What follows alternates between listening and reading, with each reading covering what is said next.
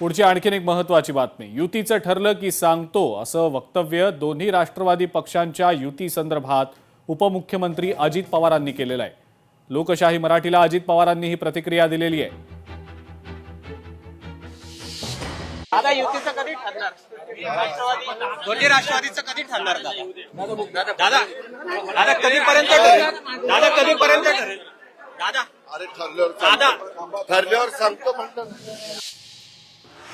नागपूर महानगरपालिकेमध्ये भाजप शिवसेना युती म्हणून लढणार आहेत हे आता निश्चित आहे। थोड्याच वेळात चंद्रशेखर बावनकुळे आणि उदय सामंत युतीची घोषणा करणार आहेत अशी माहिती लोकशाही मराठीला सूत्रांकडून मिळतेय। नागपूर महानगरपालिकेमध्ये भाजप शिवसेना युतीचा जागा वाटपाचा फॉर्म्युला सुद्धा निश्चित झाल्याचं समजतंय। हा फॉर्म्युला नेमका काय असणार आहे हे दोन्ही नेते एकत्रित पत्रकार परिषद घेऊन जाहीर करणार असल्याचं समजतंय। युतीच्या घोषणेनंतर जागा वाटपाचा नेमका काय फॉर्म्युला असेल हे जाहीर केलं जाईल असं सूत्रांनी सांगितलंय।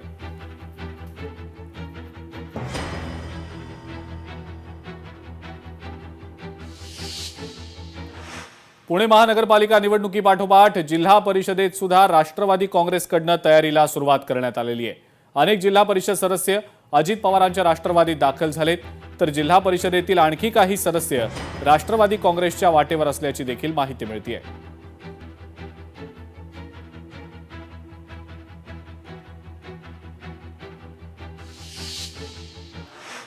हसन मुश्रीफ आणि समरजित घाटगे यांनी मुख्यमंत्री आणि उपमुख्यमंत्र्यांची भेट घेतल्याचं समजतंय।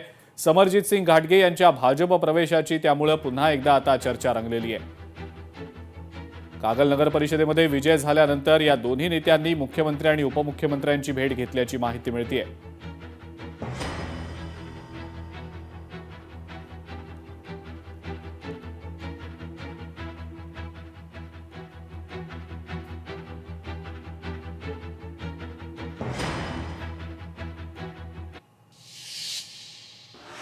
यानंतर आणखीन एक महत्त्वाची मोठी बातमी। काँग्रेसनं एक मोठा निर्णय आता घेतलेला आहे। काँग्रेसचे प्रदेशाध्यक्ष हर्षवर्धन सपकाळ यांनी या संदर्भातली माहिती सुद्धा काही वेळापूर्वी झालेल्या पत्रकार परिषदेत दिलेली आहे।